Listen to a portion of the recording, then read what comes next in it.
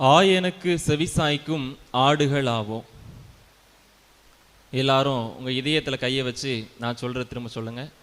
ஆண்டவரே என் நாயர், எனக்கு ஏதும் குறையில்லை. இப்போ உங்க பக்கத்தில் இருக்கவங்களை பார்த்து சொல்லுங்க, ஆண்டவரே உங்கள் ஆயர், உங்களுக்கு ஏதும் குறையில்லை. எல்லாரும் நல்லா இருக்கீங்களா? மகிழ்ச்சியா இருக்கீங்களா? இன்றைய நாளில் நாம் இறையழைத்தல் ஞாயிறையும் சிறப்பித்து கொண்டிருக்கிறோம். இறையழைத்தல் என்று சொன்னால் அது அருட்பொழிவு பெற்றவர்களுக்கு மட்டும்தான் உரியது, எங்களுக்கும் அதற்கும் எந்த சம்பந்தமும் இல்லை என்று பல்வேறு சூழ்நிலைகளில் நாம் அந்த இறையழைத்தல் பணியிலிருந்து ஒதுங்கி நிற்கிறோம். உண்மையா இல்லையா? இன்றைய நாளில் இறையழைத்தல் பணி என்பது திருமுழுக்கு பெற்ற ஒவ்வொருவருக்கும் கொடுக்கப்பட்ட ஒரு கடமையாக இருக்கிறது. அதைத்தான் பொது குருத்துவம் என்று சொல்கிறோம்.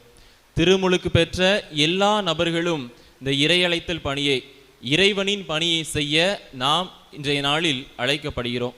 பொது குருத்துவம், பணி குருத்துவம். இல்லறத்தில் இணைந்து திருமுழுக்கு பெற்ற ஒவ்வொரு நபர்களும் பொது குருத்துவத்தின் வாயிலாக இறைவனின் சாட்சிகளாக, இறைவனின் பணியை செய்பவர்களாக அழைக்கப்படுகிறார்கள்.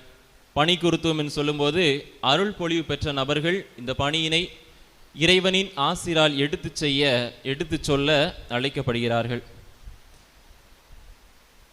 இன்றைய நாளில் நம்முடைய நல்ல ஆயனாக இறைவன் இருக்கின்றார். நாம் எதை செய்ய வேண்டும், என்ன சொல்ல வேண்டும், எதை சிந்திக்க வேண்டும் என்பதை இறைவன் இந்த நாளில் நமக்கு எடுத்து சொல்கிறார். ஒவ்வொரு நாளும் நல்ல ஆயனாக இருந்து நம்மை பராமரித்து வருகிறார். நம்மை பசுமையான நீர்நிலைகளுக்கு அழைத்து செல்கிறார். நமக்கு தேவையானவற்றை அனுதினமும் தந்து கொண்டிருக்கிறார். நாம் பல்வேறு சூழ்நிலைகளில் இறைவனின் பராமரிப்பிலிருந்து விலகி செல்லும்போது நம்முடைய வாழ்வில் துன்பம், துயரம், கவலை எல்லாம் வருகிறது. அப்போ இறைவனோடு இருக்கும்போது துன்பம் வராதா, கவலை வராதா, எனக்கு எந்த கஷ்டமும் வராதா என்ற கேள்வி நம்முடைய உள்ளத்தில் எழலாம். நிச்சயம் மனிதராக பிறந்த எல்லோருடைய வாழ்விலும் துன்பம் என்பது தவிர்க்க முடியாத ஒன்றாக இருக்கிறது. அப்போ எப்படிதான் அந்த துன்பத்தை நாங்கள் எதிர்கொள்வது? கடவுளை நாங்கள் நாடி தேடுகிறோமே, இறைவனை தேடி வருகிறோம், எல்லாவற்றையும் இறைவனுக்காக செய்கிறோம், எங்களது வாழ்வில் துன்பம் வருகிறதே, மற்றவர்கள் எங்களை பார்த்து ஏளனம் செய்கிறார்களே, நீங்கள் கடவுளுக்கு உரியவர்கள், கடவுளுக்காக எல்லாவற்றையும் செய்கிறீர்கள், ஆனால் உங்கள் வாழ்விலும் துன்பம் வருகிறதே, அந்த கடவுள் உங்களை கைவிட்டு விட்டாரா என்ற கேள்வியை நம்மை பார்த்து பலர் முன்வைப்பார்கள். இதைத்தான் யோபுவினுடைய வாழ்க்கையில் நடக்கின்றது. ஒவ்வொன்றாக அவர் இழந்து கொண்டு வருகிறார். அடுத்தடுத்து துன்பம். தன்னுடைய மகன்களை இழந்து விடுகிறார், தன்னுடைய ஆடு மாடுகள், தன்னுடைய சொத்து, இறுதியாக தனது உடலிலே நோய், கொப்புளங்கள் வருகின்றது. அவருடைய மனைவியும் நண்பர்களும் சொல்கிறார்கள், இந்த கடவுளை நீ பழிக்க வேண்டியதானே, நீ கடவுளுக்கு உரியவனாக இருந்தாயே, அந்த கடவுள் உனக்கு எல்லாவற்றையும் உன்னிடமிருந்து எடுத்து விட்டாரே, இந்த இன்னும் ஏன் இந்த கடவுளை நீ புகழ்ந்து கொண்டிருக்கிறாய், இந்த கடவுள் முன்னிலையிலிருந்து விலக வேண்டியதானே என்று அவருடைய நண்பர்களும் அவர் மனைவியும் கேட்கிறார். அப்பொழுது அவர் சொல்வார், ஆண்டவர் கொடுத்தார், ஆண்டவர் எடுத்துக்கொண்டார். சொல்லுவோம், ஆண்டவர் கொடுத்தார், ஆண்டவர் எடுத்துக்கொண்டார். நம்முடைய வாழ்வில் இந்த வார்த்தையை நாம் சொல்ல தொடங்கிவிட்டோமே என்று சொன்னால் நமக்கு வருகிற துன்பங்களும் சரி, துயரங்களும் சரி, அதை தாங்கிக் கொள்ளும் சக்தியை இறைவன் நிச்சயம் தருவார். இந்த உலகிற்கு வரும்போது நாம் எதையும் எடுத்து வரவில்லை, இந்த உலகத்தை விட்டு செல்லும் போதும் நாம் எதையும் எடுத்து செல்வதில்லை. இந்த மனநிலை நம்மில் இருந்தாலே போதும், நம் வாழ்வில் வரக்கூடிய எல்லா துன்பங்களும் ஒன்றும் இல்லாமல் போய்விடும். ஒரு முறை 2 ஆடுகள் பேசி கொண்டனவா.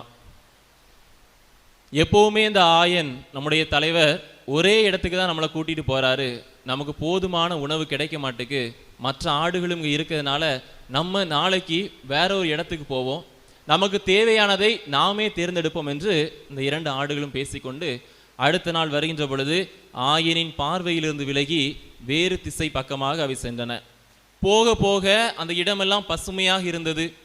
தங்களுக்கு தேவையான எல்லாமே அவர்களுக்கு கிடைத்தது. வயிறார உண்டனர். நேரம் செல்ல செல்ல இருள் பரவ ஆரம்பித்தது. அவர்கள் உள்ளத்தில் அச்சம் ஏற்பட்டது.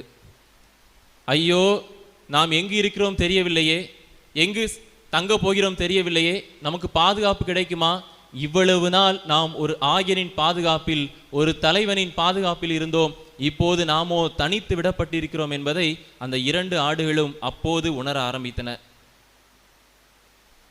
அவர்கள் இவ்வாறு பேசி பயந்து நடுங்கி கொண்டிருக்கும் போது ஒருவருடைய காலடி சத்தம் கேட்கிறது. திரும்பி பார்க்கின்றனர். ஆயன் அவர்களை தேடி வருகிறார். 2 ஆடுகளையும் வாரிக்கொண்டு தன்னுடைய பழைய இடத்திற்கு திரும்பி செல்கிறார். அந்த 2 ஆடுகளும் பெருமூச்சு விட்டன. இதே போலத்தான் நம்முடைய வாழ்விலும் பல்வேறு சூழ்நிலைகளில் இறைவனின் பராமரிப்பில் நாம் இருக்கும்போது ஏதோ நம் மனம் போன போக்கில் நாம் வாழ முடியாமல், நம்முடைய மகிழ்ச்சியை நாம் தெரிவு செய்ய முடியாமல் இருப்பதாக நாம் எண்ணிக்கொள்ளலாம். ஆனால் நாம் இறைவனின் பராமரிப்பில் இருந்து விலகி செல்லும் போது நிச்சயம் இந்த ஆடுகளுக்கு நேர்ந்த அந்த மனச்சோர்வு, அச்சம் நம்முடைய வாழ்விலும் நம்மை தாக்கும். ஆண்டவர் இயேசு சொல்கிறார், நானே நல்ல ஆயன், நான் ஆடுகளை அறிந்திருக்கின்றேன், ஆடுகளும் என்னை அறிந்திருக்கின்றன. பழைய ஏற்பாட்டிலே பார்க்கிறோம், இந்த ஆடு மேய்க்கும் தொழில் என்பது மிகவும் பிரபலமானது. யாரை பார்த்தாலும் இந்த ஆடு மாடுகளை மேய்த்து கொண்டு செல்வார்கள். ஆபேல் ஆடு மேய்ப்பவனாக இருந்தார். யாக்கோபு, லாபான், ராக்கேல், யோசேப்பின் சகோதரர்கள் என இஸ்ரேல் மக்களுடைய எல்லா மூதாதையர்களும் இந்த ஆடு மேய்க்கும் தொழிலையே செய்து வந்தனர். அவர்களுடைய வாழ்வில் இந்த ஆடு மேய்க்கும் தொழில் என்பது ஒன்றரை கலந்ததாக இருந்தது. தங்களுடைய பாவம் போக்கும் பலியாக ஆடுகளை பலி கொடுப்பதும், பாஸ்கா விழா கொண்டாட ஆடுகளை பலி கொடுப்பதும் அவர்களுடைய வழக்கம். நாம் விவிலியத்தின் பழைய ஏற்பாட்டில் எங்கு பார்த்தாலும் ஆடு மாடு என்ற வார்த்தை அடிக்கடி இடம்பெறும். திருப்பாடலின் ஆசிரியர் 23 அதிகாரம் 1-2 பகுதியில் இவ்வாறு கூறுகிறார், ஆண்டவரே என் ஆயர், எனக்கு ஏதும் குறையில்லை. என்னை அவர் பசும்புல் வெளி மீது இளைப்பாறச் செய்வார், அமைதியான நீர்நிலைகளுக்கு அழைத்துச் செல்வார். நம்முடைய வாழ்விலும் பல்வேறு சூழ்நிலைகளில் எனது வாழ்வில் நிம்மதி வேண்டும், மகிழ்ச்சி வேண்டும், ஆறுதல் வேண்டும் என்று நாம் ஏங்கி தவித்து கொண்டிருக்கிறோம். அந்த ஆறுதலை, நிம்மதியை, மகிழ்ச்சியை தருபவராக நம்முடைய நல்ல ஆயன் இருக்கின்றார். ஒன்றே ஒன்றுதான் நாம் செய்ய வேண்டும், அந்த ஆயனுக்கு செவி சாய்க்க வேண்டும். ஆயனின் குரலுக்கு செவி சாய்க்கும் பொழுது இவையெல்லாம் நம்முடைய வாழ்வில் நிச்சயம் வரும்.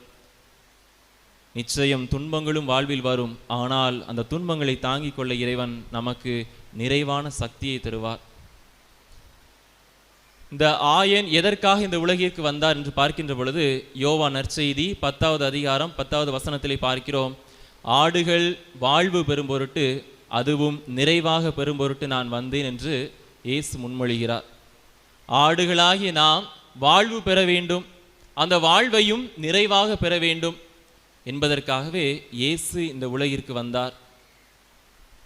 நாம் பாவிகளாக இருந்த போதும் நம்முடைய பாவத்தை ஏற்றுக்கொண்டு சிலுவையில் தனது உயிரை விட்டு நம்முடைய பாவத்தை போக்குபவராக, நம்மை எல்லாம் நிலை வாழ்வுக்கு, நிறை வாழ்வுக்கு அழைத்து செல்பவராக இயேசு திகழ்ந்தார் என்பதில் மாற்று கருத்து இல்லை. அந்த ஆயனை நம்முடைய வாழ்வில் ஏற்றுக்கொள்வோம், அவருக்கு செவிசாய்ப்போம், நம் வாழ்வில் வருகின்ற எல்லா சவால்களையும் துன்பங்களையும் எதிர்கொள்வோம்.